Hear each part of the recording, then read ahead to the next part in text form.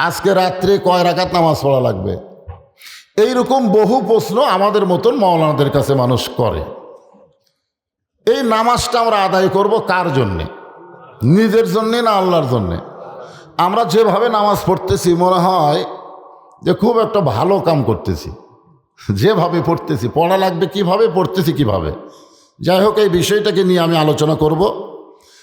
আলোচনার ভিতর দিয়ে আপনাদেরকে সহি কাহিনী আপনাদেরকে আমি শোনাবো। এটা আমাদের শোনাটা খুবই জরুরি। না শুনলে নামাজের প্রতি আমাদের আগ্রহ কমে যাবে। নামাজের প্রতি আমাদের আগ্রহ বাড়ান দরকার আছে না নাই? আজকে বাংলাদেশে নামাজ আছে কিন্তু কায়েম নাই। কায়েমটা কি? এই যে আমরা এখানে যত মানুষ আইছি, আমরা সবার গায়ে শরীরে পোশাক দেখতেছি, মানে পোশাক পরা বাংলাদেশে কায়েম হয়ে গেছে। পোশাক পরা বাংলাদেশে প্রতিষ্ঠা হয়ে গেছে। এখন আপনাদের মধ্যে কোনো ন্যাংটা মানুষ যদি আসে, আপনারা কে কাছে নেবেন বলেন তো? কে কাছে নেবেন? সবাই বলবেন ন্যাংটার কোনো জায়গা নেই। জোরে কোন কথা ঠিক না? নামাজ যেদিন বাংলাদেশে কায়েম হবে সেদিন বেনামাজিকে ন্যাংটার মতন দেখা যাবে। আজকে বেনামাজিকে আমরা মুসলমান কই। জোরে কোন কথা ঠিক না? ওই নামাজ না পড়ুক বারে মুসলমান, ওর নাম ভালো। কিন্তু নামাজ না পড়লে তার মুসলমানিত্ব থাকে না, ক্যান্সেল হয়। এটা আজকের মাহফিলে আমাদের জানা দরকার, ঠিক কিনা বলেন? বাইনাল আবদি ওয়াল কুফরি তরকুস সালাত, বুখারী শরীফের হাদিস। আল্লাহ রাসূল বলেন, বান্দা কাফের মধ্যে পৃথক করার জিনিস তার নামই হলো নামাজ। যে নামাজ পড়বে সে আল্লাহর বান্দা।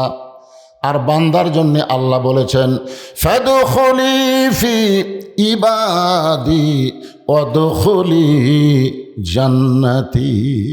নামাজি শুধু মসজিদের মধ্যে প্রবেশ করে না, মসজিদের দরজা দিয়ে প্রবেশ করে সে জান্নাতের মালিক হয়ে যায়। জোরে কোন সুবহানাল্লাহ। তো এখন আমরা যারা দুনিয়াতে বেঁচে আছি, আমরা তো যে কোনো সময় মারা যাব, ঠিক কিনা কোন? এই জন্য খুব মনোযোগ দিয়ে কথাগুলো শুনবেন। 5 ওয়াক্ত নামাজের মধ্যে আসরের নামাজের গুরুত্ব অনেক বেশি।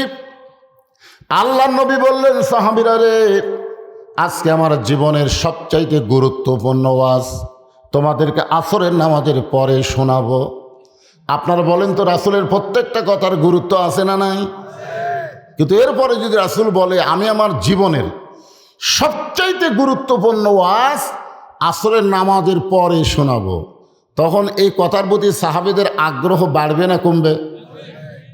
এমনি তো রাসূলকে দেখার জন্যই সব পাগলা।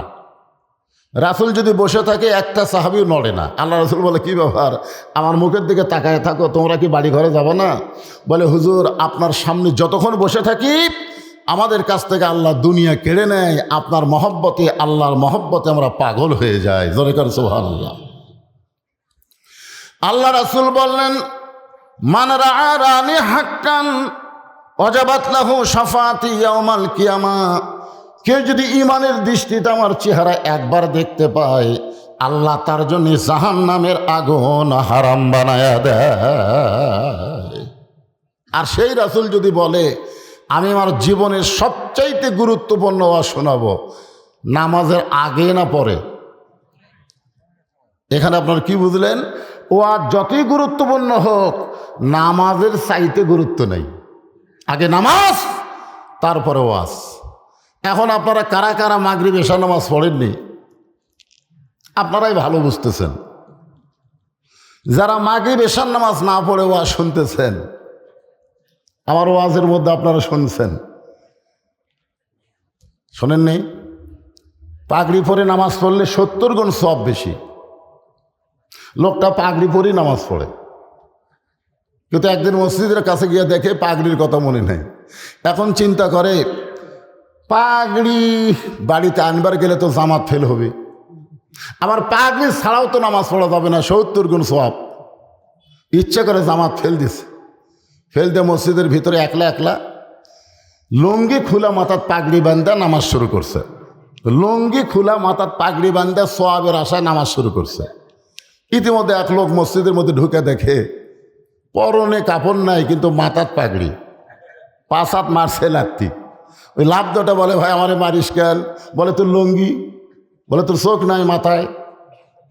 এশার নামাজ বাদ দিয়া যারা ওয়াজ শুনতেছে তারা লুঙ্গি খুলিয়া মাথায় পাগড়ি পরেছে। নামাজ পড়া হলো ফরজ, আর ওয়াজ শোনা কি? ওয়াজ শোনা সুন্নত না, ওয়াজ শোনা হলো মোস্তাহাব।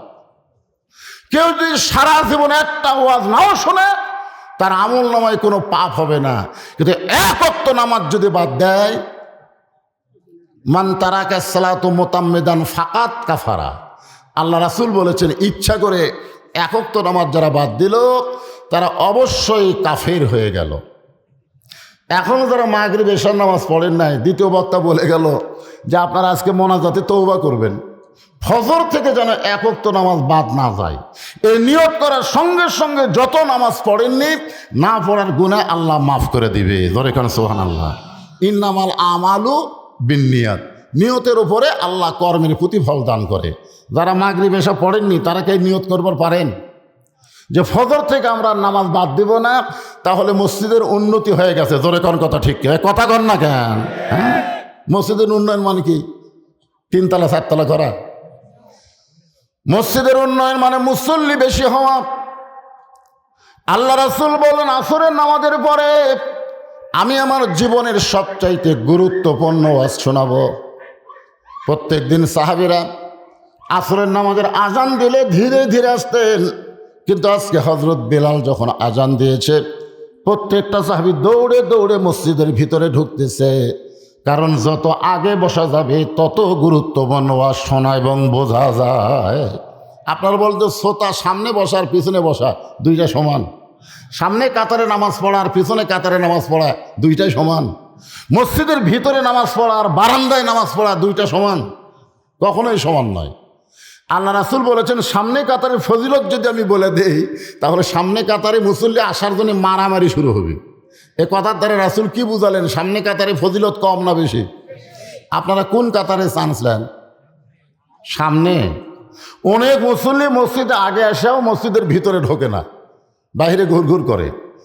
চলো বারে ভিতরে সামনে যাকে না, হুজুর সালাম ফিরানোর পরে বের হওয়ার উপায় নাই, সব সুন্নতের নিয়ত করে আমরা বাড়াবো কোন দিক দিয়ে, এদিন বারান্দায় নামাজ পড়ি সালাম ফিরার দৌড় দিই।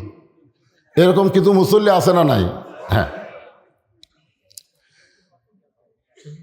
এখন আপনাদের কাছে আমার প্রশ্ন হলো আসর নামাজ কয় রাকাত? জোরে বলেন কয় রাকাত? আমি কিন্তু বলিনি আসরের ফরজ কয় রাকাত, তাই কইছি? আমি বলেছি আসরের নামাজ কয় রাকাত? আরো জোরে। সাহাবারা জিজ্ঞাসা করলেন ইয়া রাসূলুল্লাহ, যোহরের পূর্বে 4 রাকাত সুন্নত, আসরের পূর্বে 4 রাকাত সুন্নত, এই 2 সুন্নত সম্পর্কে আমাদের একটু বয়ান করেন। আল্লাহ রাসূল বললেন যোহরের পূর্বে 4 রাকাত সুন্নত হলো ইবাদত, আর আসরের পূর্বে 4 রাকাত সুন্নত হলো মহাব্বত। যোহরের পূর্বে যে 4 রাকাত সুন্নত আমরা পড়ি এই সুন্নত হলো ইবাদত, যেরকম কি? আর আসরের পূর্বে যে 4 রাকাত সুন্নত এটা হলো মহব্বত। মহব্বত সবাই অর্জন করতে পারবে না। ইবাদত মানুষ করে জান্নাতের আশায়, আর মহব্বত আদায় হয় আল্লাহকে পাওয়ার জন্যে। জোরে কান সুবহানাল্লাহ। আমরা নামাজ আদায় করি কার জন্যে? আল্লাহর জন্য। কোনো বান্দার মধ্যে যখন আল্লাহর মহব্বত এসে যায় ওই বান্দা কোনোদিন আর জান্নাতের আশা করে না, ও খালি সবসময় আল্লাহ পাওয়ার ধান্দা করে। জোরে কান সুবহানাল্লাহ। সুলতান মাহমুদ গজনবীর সুলতান একদিন বললেন আজকে সকালবেলায় আমার মন খুবই পরিষ্কার, তোমরা যে যা চাবা তাই পাবা। তো প্রধানমন্ত্রী বলতেছে অমুক রাষ্ট্র চাই, সুলতান মাহমুদ বললেন দিয়ে দিলাম যাও। আর এক মন্ত্রী বলতেছে আপনার অমুক বিল্ডিং চাই, দিয়ে দিলাম। আর একজন বললো আপনার এতগুলো টাকা চাই, বলে দিয়ে দিলাম। সবাই যা চাই তাই পায়, কিন্তু একটা দাসী ও কিছুই চায় না। সুলতান মাহমুদ বলে কে রে পাগলি, তুই কিছুই চাস না কেন? দাসী দৌড়ে এসে বলতেছে আমি আপনাকেই চাই। এখন বলেন আপনাকে যদি পাওয়া যায় তাহলে অন্য কিছু দরকার আছে? তাহলে আমরা জান্নাত চাই না আল্লাহ চাই? জোরে বলা লাগবে। তাহলে সামান্য জান্নাত আমাদের কলিজার মধ্যে থাকবে না, আমরা আল্লাহ পাওয়ার জন্যে পাগল হয়ে যাব। জোরে কোন ঠিক কি না? এখন বলেন আসরের নামাজ কয় রাকাত? ফরজ কয় রাকাত? আল্লাহ নবী ফরজ ইমামতি করবেন, নবী মেহরাবের মধ্যে ঢুকলেন ইমামতি করার জন্যে।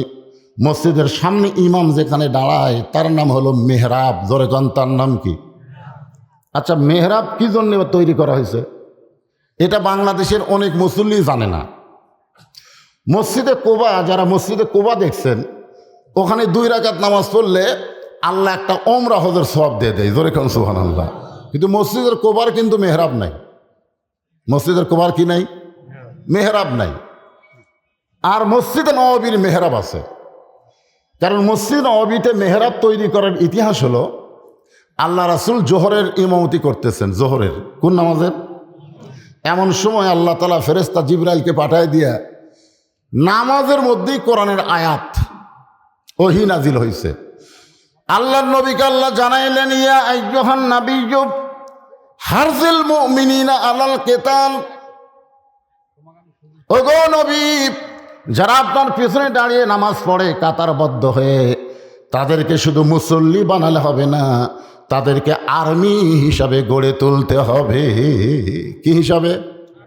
খালি মুসল্লি বানালে হবে না, সৈন্য হিসাবে গড়ে তুলতে হবে।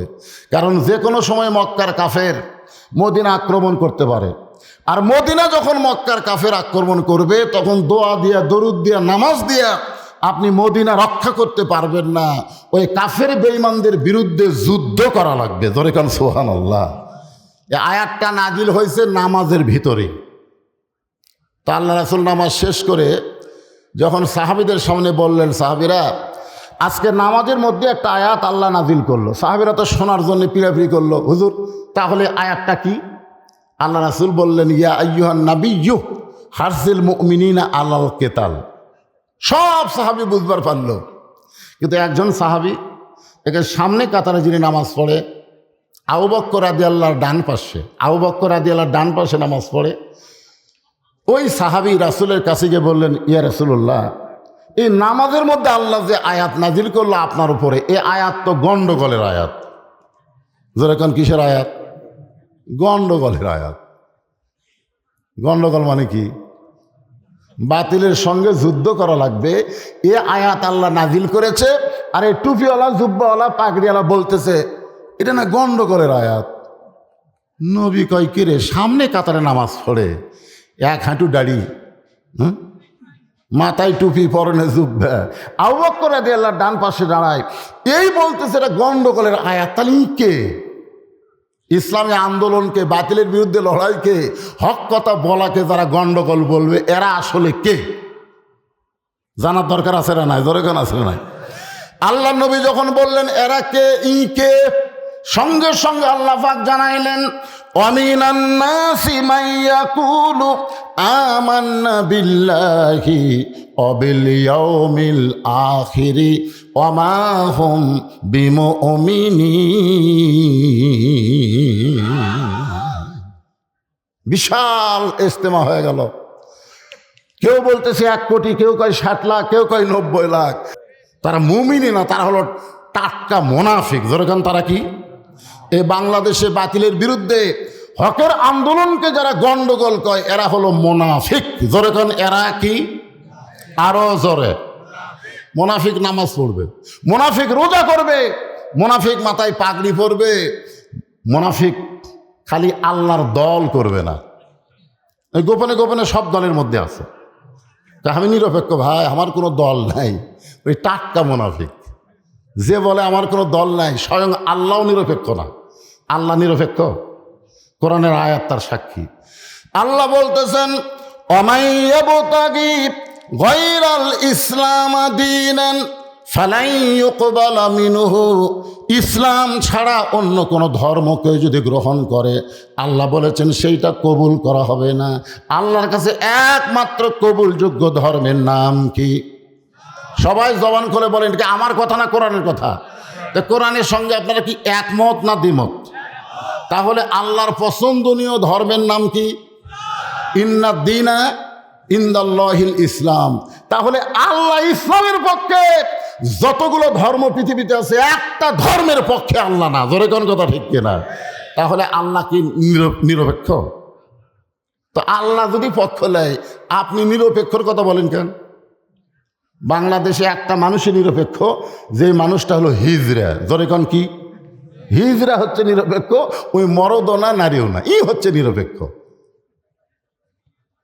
তা এছাড়া কেউ নিরপেক্ষ না। একটু মনোযোগ দাও, আপনারা একটা কারো না কারো পক্ষে আছেন, আল্লাহর পক্ষে না শয়তানের পক্ষে? জোরেখান কার পক্ষে?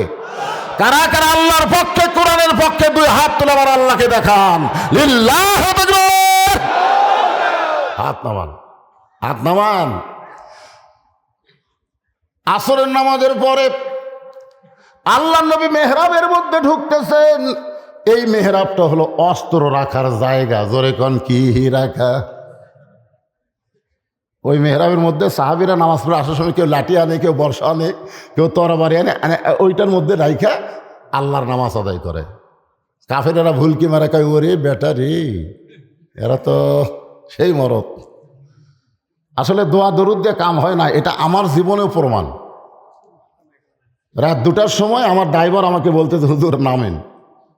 নামার পরে গাড়ি নিয়ে যে গ্যারেজে রাখবে, আমাকে বলে আপনি যান। আমি গেট থেকে বাসার দিকে যে যাচ্ছি, সামান্য কয় হাতের মধ্যে 4টা কুত্তে আমাকে ধরছে। কয় কুত্তে? খালি ঘেউ ঘেউ করে আমার জুব্বাত কামল মারবার চাই। আমি দোয়া ইনুস পড়ি, কুত্তা লড়ে না। আয়াতুল কুরসি পড়ি, কুত্তা সরে না। ইন্নাহুম ইয়াকিদুনা কায়দা ওয়া আকিদু কায়দা, কুত্তা খেদানার আয়াত পড়ি, তাও কুত্তা মনে হয় দৌড়ে এসে আমাকে ধরে। আমি বললাম, এত দোয়া দরুদ দিয়ে কুত্তা লড়ে না, কি করি?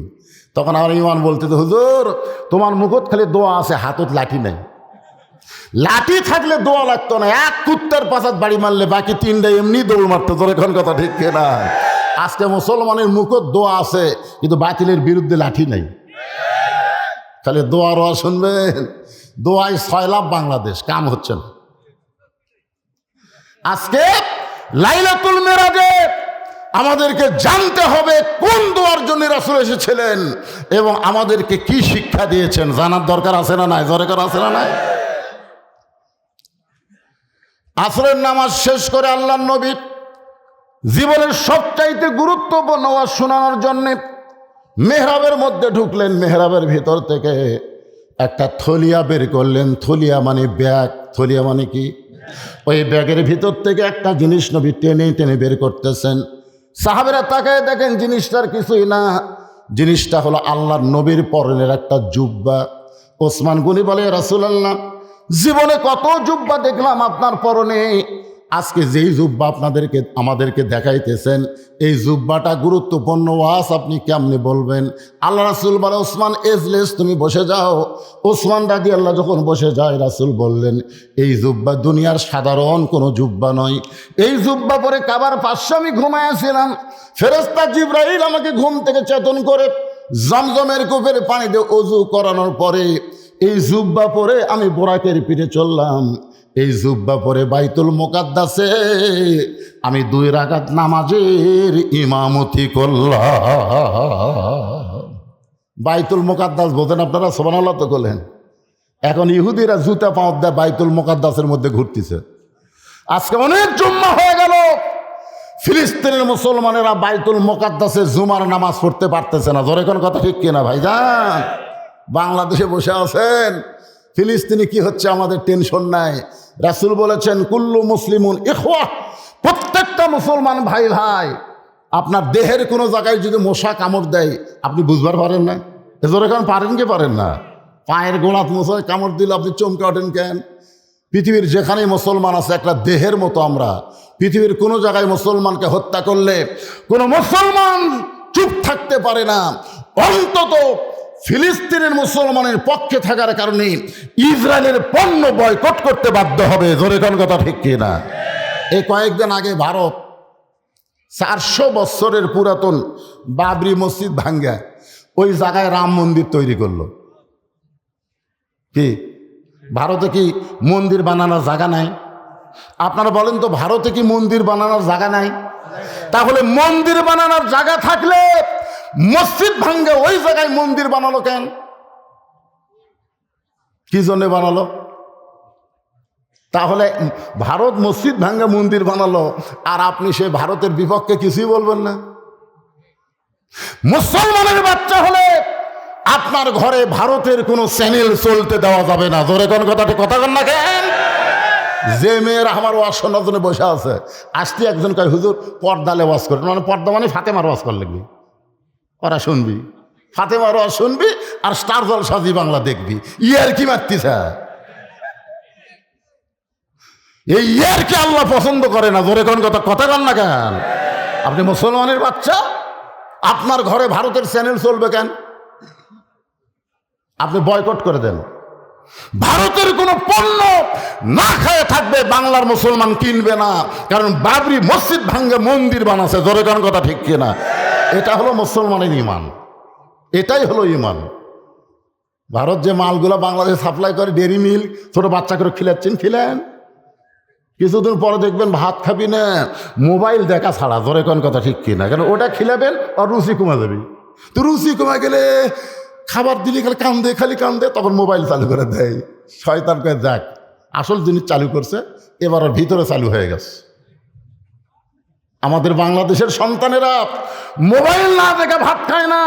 আর ফিলিস্তিনের মা বলতেছে, আমার সন্তান জন্ম নেওয়ার পরে আমি বাইতুল মুকাদ্দাসের বারান্দায় গিয়ে বলে, আল্লাহ আমি কোনো সন্তান জন্ম দেইনি, আমি একটা মুজাহিদের জন্ম দিয়েছি। জোরে কোন সুবহানাল্লাহ। মুজাহিদের জন্ম দিছে। এজন্য 19,000 এ পর্যন্ত 19,000 শিশু বাচ্চাকে ইসরায়েলের ইহুদিরা হত্যা করছে। গোটা পৃথিবী খুঁজে দেখেন, ইহুদি মাত্র 90 লাখ। গোটা পৃথিবীতে ইহুদি মাত্র 90 লাখ।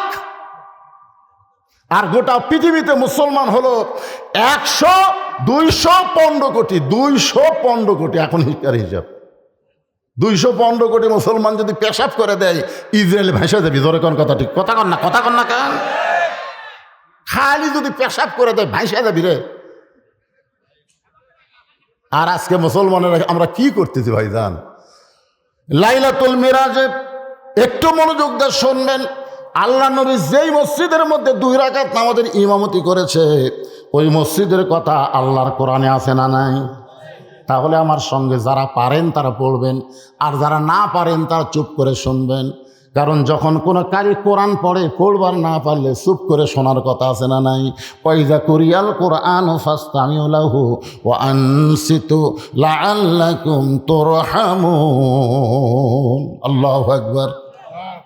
সুবহানাল্লাযী আসরা বিআবদিহি লাইলাম মিনাল মাসজিদিল হারাম ইলাল মাসজিদিল আকসা। আপনারা বলেন তো, মসজিদ আকসা কোথায়? ইসরায়েল কব না ফিলিস্তিন কব? হ্যাঁ, আমরা জেরুজালেমই বলবো নাকি? আমরা কোনো সময় বলবো না যে বাইতুল মুকাদ্দাস ইসরায়েল। ইসরায়েলদের কি জানেন? বাংলাদেশে যে রোহিঙ্গা নাই, বাংলাদেশে বর্তমানে রোহিঙ্গা আছে না নাই? এই রোহিঙ্গা যদি কিছুদিন পর হামাকরক আবার পিটপার শুরু করে, তখন আপনারা কি করবেন? বাংলাদেশ কি রোহিঙ্গার দেশ? রোহিঙ্গার দেশ। রোহিঙ্গাকে আমরা আশ্রয় দিছি। এই ইসরায়েল ইহুদিকে আরব বিশ্ব রোহিঙ্গার মতন আশ্রয় দিছিল। রোহিঙ্গার মতন আশ্রয় ওরা কান্দা আশ্রয় দিয়েছিল। হিটলার যখন ইহুদি মারার একটা পরিকল্পনা করলো যে পৃথিবীর মানচিত্রে কোনো ইহুদিক বেঁচে রাখা যাবে না, এরা হলো সবচাইতে বড় শয়তান। জোরে কর কথা ঠিক কিনা? হিটলারকে ধন্যবাদ দেওয়া দরকার। তখন এই শালা ইহুদিরা মধ্যপ্রাচ্যে গিয়ে আরব বিশ্বের কাছে জায়গা চাইলো, তো আমরা একটু থাকতে চাই। এ থাকার জায়গা দিয়ে ওরা এখন শুরু করছে আমাকে মারা। আজকে রোহিঙ্গার অবস্থাও তাই। বের করে পারবেন? তো যাই হোক, বাংলাদেশে কি হবে পরে চিন্তা করা যাবে। আজকে লাইলাতুল মিরাজে আমরা একটু রাতকে নিয়ে চিন্তা করি। এ রাতের খবর আমাদের জানা দরকার আছে না নাই? আল্লাহ নবী বললেন, সাহাবীরা রে, যেই জুব্বা আমি তোমাদের দেখাইতেছি, এই জুব্বা পরে আমি 7 আসমান পাড়ি দিয়া আল্লাহর আরশে চলে গেলাম। আল্লাহ পাকের সঙ্গে আমার মিরাজ হলো। যে জুব্বা আমি তোমাদের দেখাইতেছি বাবা, এই জুব্বা পর অবস্থায় আমি জান্নাতের মধ্যে গেলাম। জান্নাতের মধ্যে গিয়ে দেখি কতকগুলো বাবা হাউমাউ করে কাঁদতেছে। জান্নাতের মধ্যে গিয়ে নবী দেখে কতকগুলো বাবা হাউমাউ করে কাঁদতেছে। আবার জাহান্নামের মধ্যে গিয়ে দেখে কতকগুলো বাবা মুস্কি মুস্কি হাসতেছে। নবী তো কিছু জানে না। নবী জিবরাইলকে বললেন, ভাই এই বুড়াগুলা কান্দে কেন? তোকে এরা কান্দার কারণ হলো এরা নেক আমল করা জান্নাতি হসে, কিন্তু এরকে বেটার কারণে আল্লাহ বলতেছে, কি বেটা জন্ম দিয়ে দুনিয়া থুয়ালু? এই বেটাগুলো অকাম বদকাম করার কারণে ওই বেটার একটা খারাপ আমল তোর আমলের মধ্যে ঢোকার কারণে অতি সত্বর আমি আল্লাহ তোকে জান্নাত থেকে বের করে দিব। এই জন্যে জান্নাতের মধ্যে এরা কাঁদতেছে, আর জাহান্নামের মধ্যে যাদের হাসতে দেখলেন এরা ভালো সন্তান দুনিয়াতে রেখে গেছে। এই সন্তান 5 ওয়াক্ত নামাজ পড়ে রব্বির হামহুমা কামা রব্বায়ানি সগীরা বলে আল্লাহর কাছে কাঁদতেছে। ওই সন্তানের নেকি আল্লাহ বাপের নেকির মধ্যে ঢুকিয়ে দিয়ে বলতেছে অতি সত্বর আমি আল্লাহ তোদেরকে জাহান্নাম থেকে জান্নাতে পাঠায় দিব। জোরে কোন সুবহানাল্লাহ। আপনার বলেন তো জান্নাত থেকে জাহান্নামে যাওয়া আর জাহান্নাম থেকে জান্নাতে যাওয়া আপনাদের কাছে কোনটা চাওয়া? বর্তমানে বাংলাদেশ কোন দিকে যাচ্ছে?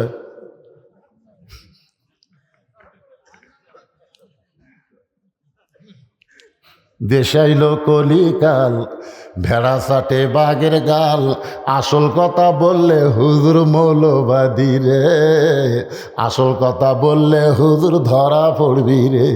কোন কথা ঠিক কিনা? দেশাইল কলিকাল ভেড়া চাটে বাঘের গাল, ভেড়া চাটে বাঘের গাল, ভেড়া ভেড়া ভেড়া বাঘের গাল চাটতেছে, বাঘ খালি ঘুম পাড়তেছে। বাঘের গাল কে চাটতেছে? ভেড়া। ভারত হলো ভেড়া, আমরা হলাম বাঘ। কোন কথা ঠিক কিনা? ভেড়া গাল চাটতেছে আর বাঘ ঘুম পাড়তেছে। আসল কথা বললে হুজুর ধরা পড়বি রে। কোরআনের হক কথা যেভাবেই হোক বলা লাগবেই। কোন কথা ঠিক কিনা? যদি বক্তা না বলে সেই বক্তাকে আল্লাহ জাহান্নাম দিবি। যে মানুষ তোরে রাত জায়গা শুনলো, তুই জনগণের কাছে কি মেসেজ দিলি? হ্যাঁ, আল্লাহর কোরআন সামনে নিয়ে জনগণকে হবার মায়ের কিচ্ছা শোনালি? এই কোরআন কোনো ঘুমন্ত জাতির কিতাব না, কোরআন হলো ঘুমন্ত মানুষকে জাগায় দিবে। জোরে কোন কথা ঠিক?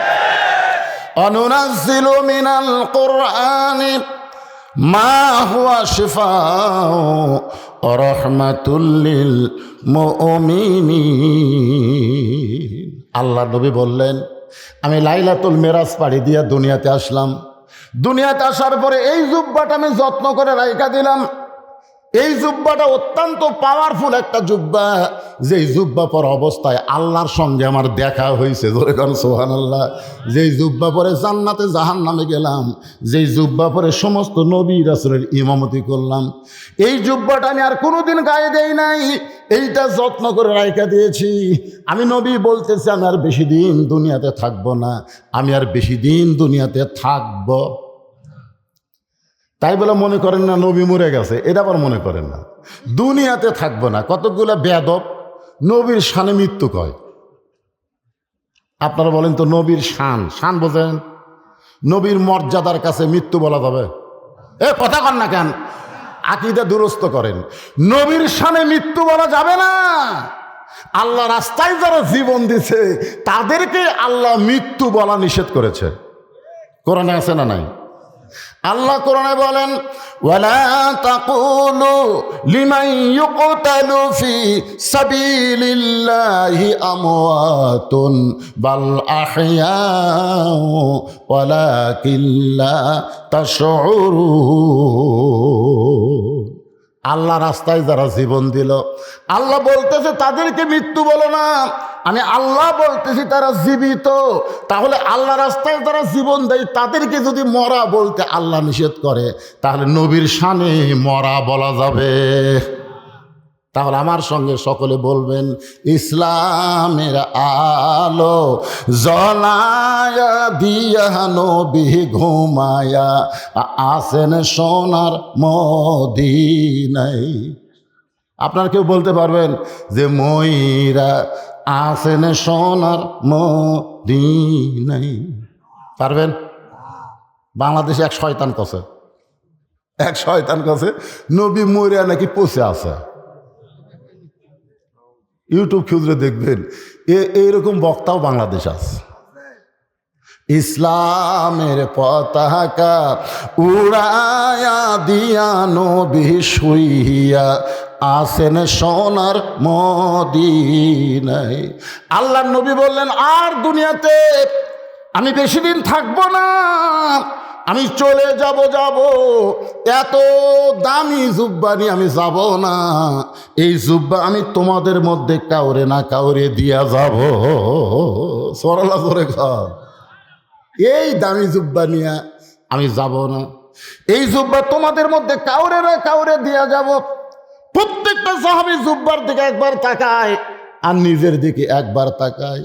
কারণ নবী কোনো সাহাবীর নাম বলে নাই, শুধু বলেছে তোমাদের মধ্যে কাউকে না কাউকে আমি দিয়া যাব। এক জুব্বা নবী কোন সাহাবীকে দিবে? জুব্বার দিকে তাকায় আর নিজের দিকে তাকায়।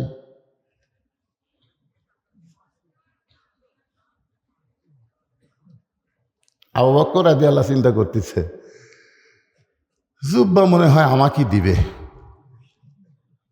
কারণ আল্লাহ রাসূল বলেছেন, আল্লাহর পরে এই দুনিয়াতে আমার সবচাইতে আপন বন্ধুর নাম হলো আবু বকর। জোরে খান সুবহানাল্লাহ। আল্লাহ রাসূল বলেছেন, আমার সমস্ত উম্মতের ইবাদতের নেকি যদি এক পাল্লায় দেওয়া হয়, আর আবু বকরের এক রাতের মহব্বতের নেকি যদি অন্য পাল্লায় দেওয়া হয়, সমস্ত উম্মতের ইবাদতের চাইতে আবু বকরের এক রাতের মহব্বতের নেকির ওজন বেশি হবে। আবু বকর রাদিয়াল্লাহু মনে মনে চিন্তা করতেছেন, এই জুব্বা বুঝে আমিই পাই। রাসূল হয়তো কিছুক্ষণ পরে বলল, আবু বকর এই জুব্বা আমি তোমাকে দিয়ে দিলাম। কারণ আল্লাহ রাসূল বলেছেন, আমি যখন থাকবো না আমার জায়গায় আবু বকর দাঁড়িয়ে যাবে। সুবহানাল্লাহ। আল্লাহ রাসূল মসজিদে যেখানে ইমামতি করেন, রাসূল বললেন, আমি যখন থাকবো না এই জায়গা কার দখলে আসবে? জোরে বলেন ভাইরে, জোরে বলেন। ইসলাম ইতিহাস। আবু বকর রাদিয়াল্লাহু যখন থাকবে না ওই জায়গায় হযরত উমর ফারুক দাঁড়াবে। উমর যখন থাকবে না ওই জায়গায় ওসমান দাঁড়াবে। ওসমান যখন থাকবে না ওই জায়গায় আলী দাঁড়াবে। আলী যখন থাকবে না ওই জায়গা বলে রাসূল আর কারো নাম বলে না। সাহাবের বলে, হুজুর হযরত আলী যখন থাকবে না ওই জায়গায় কে দাঁড়াবে? রাসূল বললেন, মা ইয়ানতিকু আনিল হাওয়া ইন হুয়া ইল্লা ওয়াহু ইউহা। আমি রাসূল ততক্ষণ পর্যন্ত বলতে পারি না আল্লাহ যতক্ষণ না বলায়। তাহলে আলী পর্যন্ত বলেছে, এই পর্যন্ত হলো খোলাফায়ে রাশেদিন, এই পর্যন্তই। এই খোলাফায়ে রাশেদিনের মধ্যে 2 নম্বর হলো হযরত উমর। আল্লাহ রাসূল বলেছেন, আমি যা বলবো, আমার খোলাফায়ে রাশেদিন যা বলবে, এইটা তোমরা মেনে নিলেই পুরা ইসলাম পেয়ে যাবে। জোরে কারণ সুবহানাল্লাহ। এই রজবের পরে শাবান, তারপরে রমজান। আমাদের বাংলাদেশের একদল বাড়াবে তারাবিলিয়া ফতোয়াবাজি করবি। একদল বলবি রাসূল 8 রাকাতের বেশি পড়েনি, প্রত্যেক দিন পড়েনি, মন চাইলে পড়ো, না পড়লে না পড়ো। কেউ আবার কেউ 20 রাকাত পড়া লাগবি। আমাকে একজন বলতে যে, হুজুর 8 রাকাত আর 20 রাকাত কোনটা ধরবো? আমি কইলাম, তোমাদের গ্রামে কয় মসজিদ? তাই হচ্ছে 2টা হুজুর, একটা 8 রাকাতের, একটা 20 রাকাতের। আমি কইলাম, তোমার মনে কোনটা ধরবার চায়? 20 রাকাতই ধর্ম হুজুর। কি জন্যে? 20 রাকাত তারাবি পড়াতে 35 মিনিট লাগে, আর 8 রাকাত পড়তে লাগে 1 ঘন্টা। আপনারা বলেন তো, এই ভাই, এই জাগার চিন্তা করেন না, এলে এ শর্টমট এখন না কি করবেন? রাত বাজছে 11:15। এই পিছনে যারা দাঁড়িয়ে আছেন, আপনারা কি দাঁড়িয়ে শুনবেন না? যদি কোন আমাকে দাঁড়ায় থাকে শুনতে অসুবিধা নাই, তাহলে বসার চান্স দিচ্ছি না। আর যদি মনে করেন হুজুর বেশিক্ষণ দাঁড়ায় থাকলে মাজা বেদনা করে, তাহলে জায়গা আছে না নাই? আপনাদের মাঝে মাঝে জায়গা আছে? যদি থাকে আপনার ভাইকে বসতে দিবেন, আল্লাহ আপনাকে জান্নাতে জায়গা দিয়ে দিবেন। এই জন্য যার সামনে ফাঁকা আছে একটু জিকির করেন, আর শর্ট পড়া লাগবে না, এই শর্টের মধ্যেই কাম হবে। সবাই জিকির করেন আর সামনে আসেন। লা ইলাহা। রাত 11:15 জিকির দিলাম কি জন্য? চাপার জিকির। জোরে কোন কি জিকির? চাপার জিকির এটা দিলাম। তাই বলে তোমরা বলে চর ছেড়া মাটিতে আসো না, তোমাকে বলতে না বাজান, ওই মাঝখানে যারা আসে, হ্যাঁ, সবাই সামনে চাপিনার জিকির করেন। লা ইলাহা ইল্লাল্লাহ লা ইলাহা ইল্লাল্লাহ লা ইলাহা ইল্লাল্লাহ লা ইলাহা ইল্লাল্লাহ লা ইলাহা ইল্লাল্লাহ লা ইলাহা ইল্লাল্লাহ লা ইলাহা লা ইলাহা ইল্লাল্লাহ মুহাম্মাদুর রাসূলুল্লাহ সাল্লাল্লাহু আলাইহি সাল্লাম। এক বক্তা ওয়াজ করতেছে আল্লাহর নবী যখন দুনিয়া থেকে বিদায় নিলেন, এমন সময় আবু বকর রাদিয়াল্লাহর কাছে গিয়ে বলতেছে, নবী যখন দুনিয়াতে নাই আমি আর মদিনায় থাকতে পারবো না, আমি আর আজান দিবার পারবো না। ওই বক্তার নাম হলো হযরত বেলাল। নবীর মহব্বতের পাগল হইয়া মদিনা ছেড়ে চলে যাবে। আবু বকর চোখের পানি বের করবে, বেলাল রে তুমি যেভাবে বলতেছো মনে হয় তুমি নবীকে বেশি ভালোবাসো, অথচ আল্লাহর নবী বলেছেন আমার যত সাহাবী আছে সমস্ত সাহাবীর মহব্বত যদি এক পাল্লায় দেওয়া হয়, আর আবু বকরের একার মহব্বত যদি এক পাল্লায় দেওয়া হয়, সমস্ত সাহাবীর ভালোবাসার চাইতে আবু বকরের ভালোবাসার ওজন বেশি হবে। এক বক্তা ওয়াজ করতেছে, নবীর মহব্বত ওয়াজ করুনি 32 দাঁত ভাঙিছে। এই জুব্বা নবী ওয়াজ কনিক দিবি এলা আর কি মারা? আপনারা বলেন তো, নবীর মহব্বতে 32 দাঁত ভাঙ্গা এটা সোয়াব না পাপ? সোয়াব। আত্মহত্যা করা সোয়াব না পাপ? নবীর দাঁত ভাঙ্গিছে, তুমি দাঁত ভাঙবে কেন? ভালো দাঁত ভাঙ্গা তো কবিরা গুনাহ। আর ওয়াজ করি নবীকে বেশি ভালোবাসে হযরত বেলাল নবীকে বেশি ভালোবাসে না আবু বকর নবীকে বেশি ভালোবাসে? কে বাসে এখন? আবু বকরের ভালোবাসার সাথে কারো ভালোবাসার তুলনাই হবে না। আবু বকর মনে মনে চিন্তা করে জুব্বা বুঝে আমি পাই। আবু বকর রাদিয়াল্লাহর বাম পাশে একজন মাথা নিচু করে মনে মনে চিন্তা করে জুব্বা রাসূল আমাকে হয়তো দিবে, কারণ আল্লাহর নবী বলেছেন আমার পরে কেউ যদি নবী হতো লাউকানা ওমর। সেই ওমর রাদিয়াল্লাহ সম্পর্কে রাসূল বলেছেন নবুয়তের দরজা বন্ধ হয়েছে বলে উমর নবী হওয়ার পারল না, তবে নবী হওয়ার সব যোগ্যতা আল্লাহ উমরকে দিছে। সেই হযরত উমর 20 রাকাত তারাবি চালু করেছে। এখন বলেন যারা 20 রাকাত মানে না তারা উমরকেও মানে না, তারা ইসলামকেও মানে না। জোরে কোন কথা ঠিক? জোরে বলা লাগবে। আমি কি ওয়াজ করতেছি খালি একলা মিডিয়া আছে না নাই? জোরে আছে না নাই? যে উমরের শানে আল্লাহ কোরআনের 23টা আয়াত নাজিল করছে। উমরের শানে আল্লাহ উমরের জন্য কোরআনের 23টা আয়াত নাজিল করছে। সুবহানাল্লাহ কোন? সে উমর বলল এভাবে স্বর্ণ ছাড়ার মতো এক একজন এক এক জায়গায় নামাজ না পড়ে 20 রাকাত তারাবির তিনি জামাত প্রচলন করলেন। এখন এই শালা হেজাতিরা কয় 8 রাকাতের উপরে তারাবি নাই। রমজান মাস আসলে শুরু হবি, লাইলাতুল বরাত আসলে শুরু হবে শবে বরাত,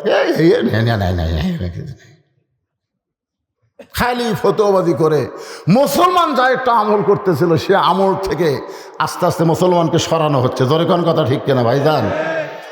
একটু মনোযোগ দেবেন। আল্লাহ রাসূল এই রজব চাঁদে দোয়া করতেন আল্লাহুম্মা বারিক লানা ফি রজব ওয়া শাবান ওয়া বাল্লিগনা রমাদান। রমজান পর্যন্ত আল্লাহ আমাদের হায়াতকে লম্বা করে দেয়, আমরা সুন্দরভাবে সুস্বাস্থ্যভাবে ভালোভাবে রমজানের রোজাগুলো যেন আদায় করতে পারি। সবাই বলি আমিন। জোরে বলেন আল্লাহুম্মা আমিন। আল্লাহ রাসূল বলেছেন মা কানা মুহাম্মাদুন আবা আহাদিম মির রিজালিকুম ওয়ালাকিন রাসূলুল্লাহি ওয়া খাতামান নাবিয়্যিন। এই আয়াত নাজিল করার কারণে আমার পরে আল্লাহ দুনিয়াতে আর কোনো নবী পাঠাবে না। এই আয়াত নাজিল করার পরে বোঝা গেল আমাদের নবী হলেন শেষ নবী। তারা কি মুসলমান না কাফের? তাহলে সবাই বলবেন আল্লাহ যাদের জবান দিছে মিডিয়ার মাধ্যমে যেন কাদিয়ানির কানত যায় এই কথাটা। আমি যেই বলবো কাদিয়ানি আপনার বলবেন কাফের। বলতে পারবেন? নবীর পরে নবী নাই। জোরে কান নবীর পরে কাদিয়ানি। এতগুলো মরদ মানুষ এর চাইতে জোরে হবে না? আমি যেই বলবো কাদিয়ানি, আপনারা বলবেন কাফের। কাদিয়ানি নবীর পরে আমাদের নবী হলেন শেষ নবী, যার প্রমাণ আল্লাহ কোরআনের আয়াত নাজিল করে জানায় দিছে। কিন্তু নবী বলেছেন আমার পরে কেউ যদি নবী হতো, এই কারণে আল্লাহ তাআলা হযরত ওমরকে হাসরের ময়দানে নবীদের কাতারে দাঁড় করাইয়া দিবে। আপনারা বলেন তো নবীর কথার গুরুত্ব কম না বেশি? আমাদের নবীকে আল্লাহ এত ভালোবাসে, বুঝলেন?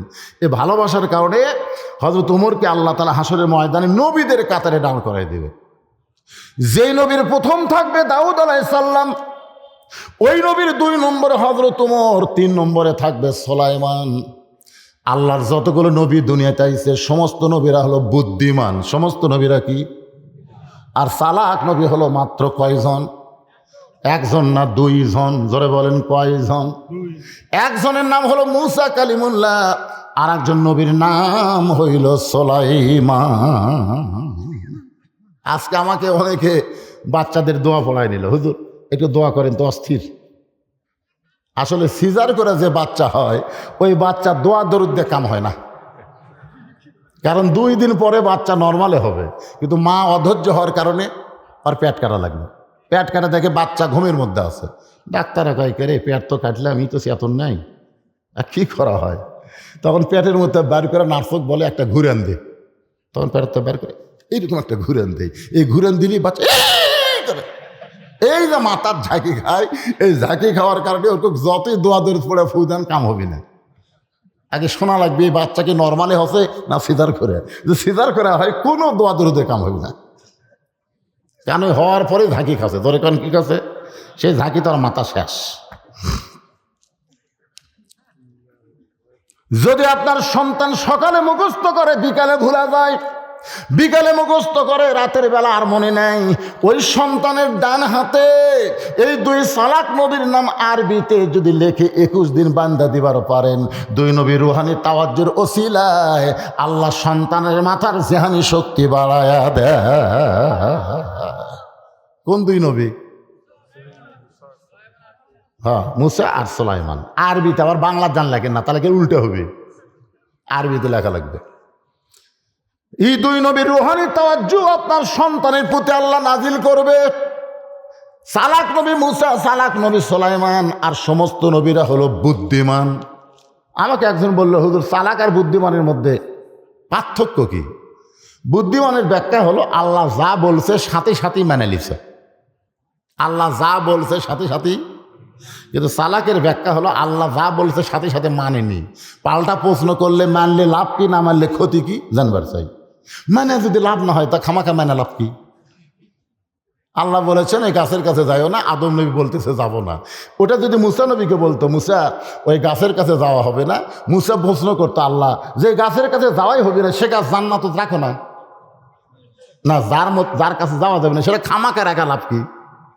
যদি জান্নাতের মধ্যে তুমি খারাপ গাছ রাখো জান্নাতের বদনাম হবে। তো গাছটা যখন আসে যাবার দাও, আর যাবার না দিলে তুলে ফেলে দাও। সুবহানাল্লাহ। সালাকের ব্যাখ্যা হলো এরকম। আমার ওয়াজের মধ্যে আপনারা শুনেছেন সালাক আর বুদ্ধিমানের মধ্যে ব্যাখ্যা কি, আজকের নতুন করে বলবার চাই না, এইটুকুই বললাম। তাহলে দাউদের পরেই দাঁড়াবে হযরত ওমর, তারপরে থাকবে সুলাইমান। সুলাইমান নবী চিন্তা করবে বাবার পরে তো আমার থাকার কথা, মাঝখানে এই নবীটা ঢুকলো কে? আপনারা বলেন তো মাঝখানে উনি কি নবী নাকি? সুলাইমান আলাইহিস সালাম আস্তে করে ওমরের পিঠে হাত দিবে। হযরত ওমরের পিঠে হাত দিয়ে বলবে, আপনি কোন নবী ভাই? আপনার নামটা একটু জানবার চাই। ওমর ফারুক বলবেন, ওয়ালিমান খাফা মাকামা রাব্বিহি জান্নাতান। এই মেয়ে, তোমার মধ্যে কি আল্লাহর কোরআন নাই? হ্যাঁ, সুলাইমানকে হযরত ওমর বলবে, তোমার মধ্যে কি আল্লাহর কোরআন নাই? কোরআন যদি তোমার মধ্যে থাকে, হাসরের ময়দানে তোমার পিঠে হাত দিয়ে ডিস্টার্ব করতেছো, হাসরের ময়দানে আসামি হয়ে আল্লাহর সামনে দণ্ডায়মান হয়ে মাথা নত করে থাকলে আল্লাহ ওই ডানাটা পছন্দ করে তাকে 2টা জান্নাত দিয়ে দিবে। জোরে করে সুবহানাল্লাহ। হাসরের ময়দানে আল্লাহর সামনে আমাদের ডানানো লাগবে কি লাগবে না? লাগবে। দরজা জানলা বন্ধ করে যারা অন্যায় করতেছেন, এই যে 4G মোবাইল নিয়ে রাতের জানলা দরজা বন্ধ করে যুবক ছেলে মনে করতেছে বাপ মা ঘুমায় গেছে, এখন চালু করে দেই। কম্বলের তলে অশ্লীল ছবি দেখতেছে। ওই ছেলেটা যদি 5 ওয়াক্ত নামাজি হতো, তাহলে অশ্লীল ছবি দেখার সঙ্গে সঙ্গে তার ঈমান বলতো বাপ মা ঘুমাইলে কি হবে, আল্লাহ কিন্তু ঘুমাইনি, কেউ না দেখলে ও আল্লাহ দেখতেছে। এই জন্য আল্লাহর নবী বলেছেন 7 বছর থেকে নামাজের তালিম দাও, 10 বছর থেকে জোর করে নামাজ ধরাও। তোমার সন্তান যদি 5 ওয়াক্ত নামাজ পড়ে, ওই সন্তান নিয়ে তোমার টেনশন করা লাগবে না। ইন্নাস সালাতা তানহানিল ফাহশাই ওয়াল মুনকার, একমাত্র নামাজই পারে মানুষকে যাবতীয় খারাপি থেকে বাঁচাইয়া দিতে। তাহলে আপনারা বাবা হিসাবে এখন বলেন তো, আপনার যে 21 বছরে আগে ওই যে ফজরের সময় 2.5 হাত হয়ে ঘুম পাড়ে, আগে আসলে 3.5 হাত, যে মুয়াজ্জিন আজান দেয় ওই আস্তে আস্তে 2.5 হাত, এক টানে কম্বল মাথার উপর দিয়েছে, পাও বার হবি থেকে পাও আনে বুকের সঙ্গে জোড়াতেছে। বাপ যাওয়ার সময় জানলাতে তাকে দেখে কিরে পাও নাই মাথাও নাই, চাউলের বস্তা ঢাকাতে হতো নাকি রে। বিড়াল যেমন ইন্দুর ধরে আস্তে আস্তে ঘরের মধ্যে গিয়া কম্বল টান দিয়ে দেখে, আহ আহ, কম্বলের ভিতরে বেটার সাইজ আর সকালবেলা সাইড ঠিবে কুত্তের সাইজ, একই সাইজ। আপনি বলেন আপনার বেটা যদি কুত্তার মতন সাইজ হয়ে ঘুম পাড়ে আর আপনি ফজরের নামাজ সামনে কাতারে আদায় করেন, আপনার জান্নাত হবে। কথা কয় না রে, কথা কয় না রে। আল্লাহ কোরআনে বলেছেন কু আনফুসাকুম ওয়া আহলিকুম নারা, জাহান্নামের আগুন থেকে যদি বাঁচতে চাও 1 লাখ বাপ বাঁচলে হবে না, বেটা নিয়ে বাঁচা লাগবে। জোরে কোন কথা ঠিক কিনা কথা কও। আমার মায়েরা যারা পর্দার অন্তরে আছেন, আপনারা মসজিদে 5 ওয়াক্ত নামাজ পড়তে পারবেন না, কারণ হযরত ওমর ফারুক মসজিদে মেয়েদের জামাত করতে নিষেধ করেছেন। প্রথম যখন বলল, এখন বিশাল ইসলাম প্রচার হইয়া অর্ধ পৃথিবীর খলিফা হযরত ওমর, জোরে কান সুবহানাল্লাহ। মেয়েরা মসজিদে জামাত পড়া লাগবে না, বাড়িতে নামাজ পড়ো। ওমর ফারুকের বউ কয় আপনি আবার নতুন ফতুয়া দিচ্ছেন, আবু বকর রাদিয়াল্লাহু সময় আমরা নামাজ পড়ছি, নবীর সময় আমরা নামাজ পড়ছি, আপনি এসে আবার কি হলেন? ওমর কয় কে রে, আমার বউ আমার কথা মানে না রে। এশার নামাজের সময় একটু আগে গেছে হয়তো তোমার বউ, কেবল বোরকা পরে মসজিদ দিকে যাচ্ছে, ওমর একটা গাছের নিচে লুকে আছে। যেই বউ আইসে আন্দারের মধ্যে খপ করে চাপে ধরে আবার দৌড়। বউ আর মসজিদে যায়নি, বাড়ি ফেরত আইছে। ওমর ফারুক নামাজ পড়ে এসে বলতেছে কি খবর, মসজিদে গেলে না? না না যাওয়াই ভালো। কি হয়েছে? কেন না এখন দরকার নেই, এখন আর না যাওয়াই ভালো। বর্তমানে যে সমাজ চলতেছে, মেয়ে মানুষ যদি এশার নামাজ মসজিদে পড়ে যায়, আর সিঙ্গার যুবকেরা যে হারে রাস্তার ঘরে একটা যদি চাপা দেয়, এই জন্য মা বোনদের মসজিদ নামাজ পড়া লাগবে না।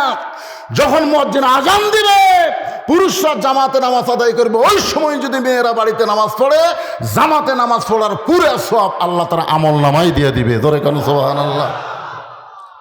মেয়েরা 5 ওয়াক্ত নামাজ পড়বে। এই 5 ওয়াক্ত নামাজের মধ্যে মেয়েরা কিন্তু জানে তাদের কাপড় কেমন পরতে হয়। মেয়েরা কিন্তু রোজা রাখতে গিয়া কাপড় ঠিক করে না, কিন্তু নামাজ আদায় করতে গিয়া কাপড় ঠিক করে। ধরে কোন ঠিক কি না? আমার বউ দেখি মেক্সিকাওয়ার দিছে, তারপর ওন্না দিছে, তার বাবার হেজাব দিয়ে একেবারে টানতিছে নামাজের সময়। আমি যে ভুল কি মারা ভোগ দেখে পাই না। গেল কে গো, আল্লাহর নজর কি খারাপ নাকি? নামাজ ছাড়ে দেখে আপনি কি করলেন? তোবা করেন। তো ভালো হয়, তুমি যে ভাই পর্দা পশিতে ভাবে নামাজ পড়তেছ, নামাজটাই ভাই পড়ো। খালি এইভাবে নামাজ পড়ো না, এইভাবে মেয়েদেরকে সব সময় চলা লাগবে। জোরে কোন কথা ঠিক কিনা? এই শিক্ষাই তোমাকে নামাজ দিচ্ছে, আর তুমি রোজা রাখতেছা। মেয়েরা ঠিক মতো নামাজ না পড়লে রোজা করতে পারে। নামাজই কিন্তু মানুষকে যাবতীয় ফায়সা থেকে বাঁচায় দেয়। বেপর্দা হলো একটা ফায়সা কাজ। জোরে বলেন কি কাজ? বেপর্দা থেকে যদি বাঁচতে চাও, মা বোনদের 5 ওয়াক্ত নামাজ পড়া লাগবে। নামাজি নারীদেরকে পর্দার শিক্ষা দিয়া দিবে। অকরনা ফি বুয়ুতিকুন্না ওয়ালা তাবাররাজনা তাবাররুজাল জাহিলিয়াতিল উলা। একটু মনোযোগ দিয়ে শুনবেন। ওমর ফারুক বললেন, তোমার ভিতরে কি আল্লাহর কোরআন নাই? তুমি আমার নবী নবী বলতেছো, আমার নাম হলো ওমর, আমার নাম হলো ওমর। সুলাইমান চমকটা বলতেছে, আল্লাহর যত নবী রাসূল আছে আমি সবার নাম জানি। সুবহানাল্লাহ। যত নবী রাসূল আল্লাহ দুনিয়াতে পাঠাইছে আমি সবার নাম জানি, কিন্তু ওমর নামে তো কোনো নবী নাই। ওমর ফারুক বলে, নবী হব কোন দুঃখে? বলে, তোমার সামনে যিনি দাঁড়াইছে তিনি হলেন দাউদ আলাইহিস সালাম, আমি হলাম আল্লাহর নবী সুলাইমান। ওমর কান্দার বলে, আমার সামনে দাউদ নবী, পিছনে আপনি সুলাইমান, কত বড় বেয়াদবি করছি গো, আল্লাহর রাস্তা আমাকে মাফ করে দেন, আমি এই জায়গায় কেমনে আসলাম আমি তো নিজেই জানি না। এই কথা বলে হযরত ওমর নবীর কাতার ছেড়ে যখন রওনা দেবে, আল্লাহ ডাক দিল, ওমর, আমার দোস্ত নবীর কথার দাম রাখতে গিয়া তোমাকে নবীর কাতারে দাঁড় করাইছি, তুমি কাতার চাইলো না। উমর কান্দের বলবে, আল্লাহ, নবীর কথার দাম রাখতে গিয়া আপনি নবীর কাতারে আমাকে দাঁড় করাই দিয়েছেন, কিন্তু আমার কথার কি দাম আপনি রাখবেন না? আল্লাহ বলে, ওমর, তুমি আবার কি বলবার চাও? ওমর বলবে, বিশ্ব নবীর উম্মতের কাতারে আমি দাঁড়াতে চাই, কারণ নবীর চাইতে বিশ্ব নবীর দাম, উম্মতের দাম কোনো সময় কমবে না। এদের সবাই তো আমার সঙ্গে বলবেন, নবী না হয়ে দুনিয়ার, না হয়ে ফেরেশতা আল্লাহর, হয়েছি উম্মত আপনার, তার তরে শুকুর। এটাই শুনবার চাচ্ছি 1000 বার। এই লক্ষ টাকার দাম বেশি না কোটি টাকার দাম বেশি? যখন এই 1000 বার কইছে, ওই গজল যখন লেখছে তখন 1000-এর উপরে মানুষ হিসাবই জানতো না। আমি আমার দাদির কাছে বহুবার শুনছি, আমার কাছে 5 কোটি টাকা আছে রে, 5 কোটি। আমি বললাম, দাদি 5 কোটি কত হয়? অত জানার দরকার কি, 5 কোটি আছে। আমার দাদি 20-র উপরে হিসাবে জানে না। 20 মানে 20, 20 মানে সেই সময় 20 টাকার দাম আছিল ভাই। আমি তখন খুব ছোট, ক্লাস 3 পড়তাম, তখন 1 কেজি গরুর গোস্তর দাম হলো 5 শিকা। 5 শিকা বোঝায় 1 টাকা 4 আনা, 1 কেজি গোস্ত। সেই সময় কথা 1000, এখনো 1000। আপনাকে নবীর উম্মত হওয়াতে খুশি না বেজার? তাহলে শুকুর 1000 বার না কোটি বার? তাহলে সবাই জবান খুলে বলেন, তার তরে শুকুর কোটি বার আলহামদুলিল্লাহ। সে হযরত ওমর মনে মনে বলতেছে, জুব্বা আমারই মনে হয় দিবে, জুব্বা মনে হয় আমি পাই। ওমর ফারুকের পাশে একজন সাহাবী মাথা নিচু করে কাঁদতেছে আর মনে মনে বলতেছে, জুব্বা বুঝে আমি পাই, কারণ আমি হলাম রাসূলের ডবল জামাই। লিল্লাহে তাকবীর। এক বক্তা ওয়াজ করতে বলতেছে রাসূল মাটির তৈরি, আবার কিছুক্ষণ পরে বলতেছে ওসমান জিন্নুরাইন। একই বক্তার মুখে কয় কথা? এক সময় বললো রাসূল মাটির তৈরি, আবার কিছু সময় বলতেছে ওসমান জিন্নুরাইন। ওয়াজ শেষ করে আসলে বললাম, ভাই ওসমান জিন্নুরাইন দিয়ে আপনি কি বুঝালেন? বলে, হুজুর 2টা নূরের অধিকারী। আমি বললাম, সেই 2টা নূর কি? বলতেছে, একটা হলো কুলসুমা আর একটা হলো রোকেয়া। তাহলে নবীর মেয়ে কুলসুমা রোকেয়া যদি নূর হয়, তাহলে নবী মাটি কেমনে হয়? তখন কয়, হুজুর আল্লাহর নবীকে নূর বললে কোনো ক্ষতি নাই, কিন্তু নবী নূরের তৈরি বলা এইটা হবে ক্ষতি, কারণ নূরের চাইতেও কোটি কোটি বেশি দামি হলো আমাদের নবী। যেখানে জিবরাইল যাওয়ার পারল না, 70,000 নূরের পর্দা। ফেরেশতা জিবরাইলকে বলল, সামনে যদি পা বাড়ান পুড়ে হবেন ছাই, আর সামনে যাওয়ার মতন কোনো রাস্তা নাই। নূরের তৈরি জিবরাইলকে আল্লাহ বললেন পুড়ে ছাই হবে। ওখান থেকে আমার নবী যখন সামনে যায়, ফেরেশতা জিবরাইল বললেন, এ রাসূলুল্লাহ, মানুষ হইল মাটির তৈরি, জিন হলো আগুনের তৈরি, ফেরেশতা হলো নূরের তৈরি, কিন্তু আপনি রাসূল কিসের তৈরি? আল্লাহ নবী বলেন, জিবরাইল, আমি কিসের তৈরি সেটা আমি জানি না, যিনি আমাকে তৈরি করেছেন তিনি ভালো জানে। ধরে কোন ঠিক কিনা? তাহলে রাসূল কিসের তৈরি এইটা নিয়ে মারামারি করবো কেন? যিনি রাসূলকে তৈরি করছেন তার উপর আমরা হাওলা করে দিলাম। আল্লাহ ভালো জানে। জোরে কোন কথা কন না কেন ভাই? কবরের মধ্যে প্রশ্ন হবে না নবী কিসের তৈরি, প্রশ্ন হবে আমার নবীউকা, তোমার নবীকে। এই প্রশ্নের মধ্যে বহু কথা আছে। আল্লাহর বান্দার একটু মনোযোগ দেবেন। ওসমান গনি মনে মনে চিন্তা করে জুব্বা বুঝে আমি পাই, কারণ আমি হইলাম রাসূলের ডবল জামাই। শুধু রাসূলের ডবল জামাই না, হয়তো ওসমানের আর একটা ডিগ্রি হলো জ্ঞানী ডিগ্রি। জোরে কন কি ডিগ্রি? জ্ঞানী মানে ধনী। জ্ঞানী মানে হস্ত করছেন কোন সালে? আমি জীবনের প্রথম গেছিলাম 11 সালে। 2011 সালে প্রথম হজ করবার গেলাম। তারপরে আল্লাহ অনেকবার নিয়ে গেছে থাক। তো ওই যে 11 সালে প্রথম জান্নাতুল বাকির মধ্যে যখন ঢুকলাম ভাই, প্রথম, এই জন্যই আল্লাহ বলেছে একবার হজ করো। কয়বার? একবার করো। সামর্থ্যবান যারা বারবার হজ না করে একবার করো, কারণ একবারের মধ্যে যে মজা আছে বারবারের মধ্যে সেই শান্তি নেই।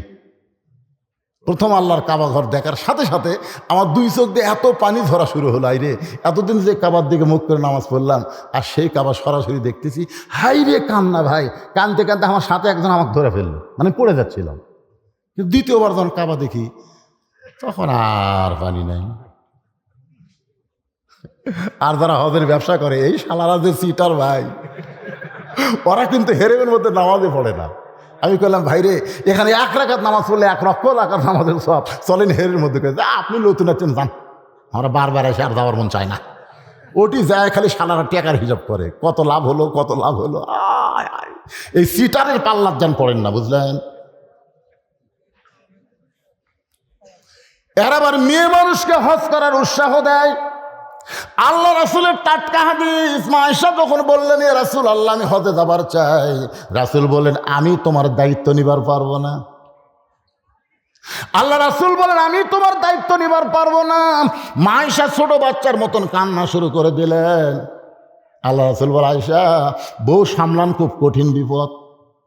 তুমি যদি আমার সঙ্গে হজে যাও, আমি তোমাকে সামলাবো না আমার সাহাবীদেরকে তালিম দিব? সাহাবীদেরকে হজের তালিম দেওয়া লাগবে। এই যে তোমার দায়িত্ব নিবার পারবো না, এমন সময় মা আয়েশার বড় ভাই আব্দুর রহমান ইবনে আবু বকর বললেন হুজুর আমার বোনের দায়িত্ব যদি আমি নেই? আল্লাহ রাসূল বললেন আমার কোনো আপত্তি নাই। আব্দুর রহমান আবু বকরের ছেলে মা আয়েশাকে নিয়ে যখন হজে রওনা দিলেন, বর্তমানে যেখানে মসজিদে আয়েশা আছে ওই মসজিদে আয়েশার কাছে এসেই মা আয়েশা বললেন ভাইজান আমার অবস্থা খারাপ। আব্দুর রহমান বলে কি হয়েছে? বলে আমার মাসিক হয়েছে। কি হচ্ছে? মাসিক হচ্ছে। আব্দুর রহমান কয় কয়দিন লাগবে রে? কয় কমপক্ষে 7 দিন। কয় মরছি রে, তোর দায়িত্ব নিয়ে আমারও হজ হলো না, এখন তো পড়া দেবো না হজ করবো? বউলে তারা হজ করবার ভাই ভাই কিছুক্ষণ পরে পরই বউ হেরায়, কিছুক্ষণ পর পরই। ওই আল্লাহ আল্লাহ যতবার কয় তার চেয়ে বেশি বেশি বউ বউ করে। বউ রে আমার বউ কুটি গেল রে। এই শালা মোয়াল্লেমেরা টেকা কামায় ধান্দার মেয়ে মানুষকে এখন হজের উৎসাহ দেয়। রাসূল হজের উৎসাহ দেয়নি। যিনি নারীদের জান্নাতি সর্দার সেই মা ফাতেমার জীবনী পড়ে দেখেন, তিনি হজ করেন নাই। মা আয়েশা কিন্তু জান্নাতি নারীদের সর্দার না, সর্দার হলো নবীর কলিজার টুকরা ফাতেমা। জোরে কান সুবহানাল্লাহ। সেই নবীর কলিজার টুকরা জান্নাতি নারীদের নেত্রী হয়েছে, কিন্তু হজ করে নাই। আমি মা বোনদের জন্য বলবো, যদি খুব মনে চায় তাহলে ওমরা করতে যাবেন, হজে যাবেন না।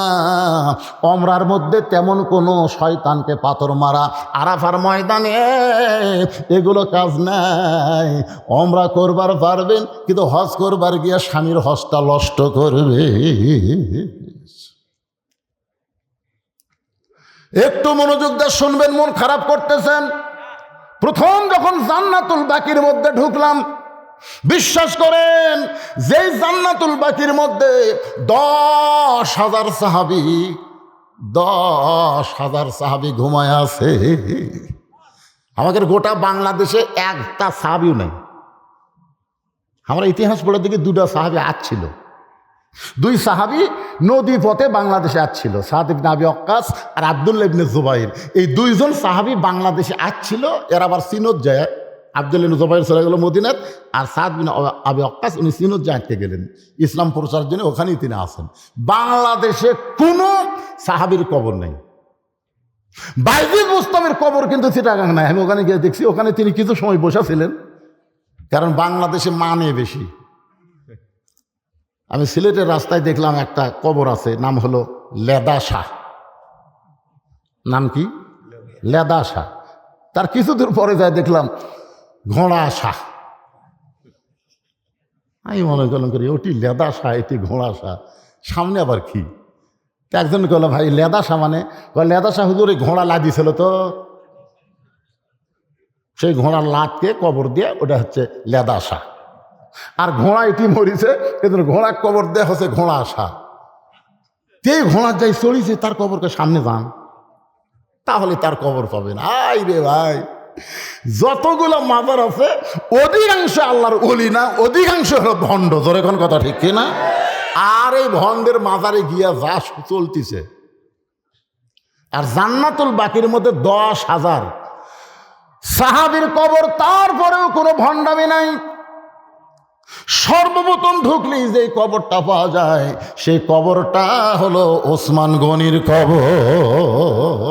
যে কবরের পাশে দাঁড়ালে, হাজী সাহেব আমার কাছে বসে আছেন, গোটা দেহ থরথর করে কম্পন শুরু হয়।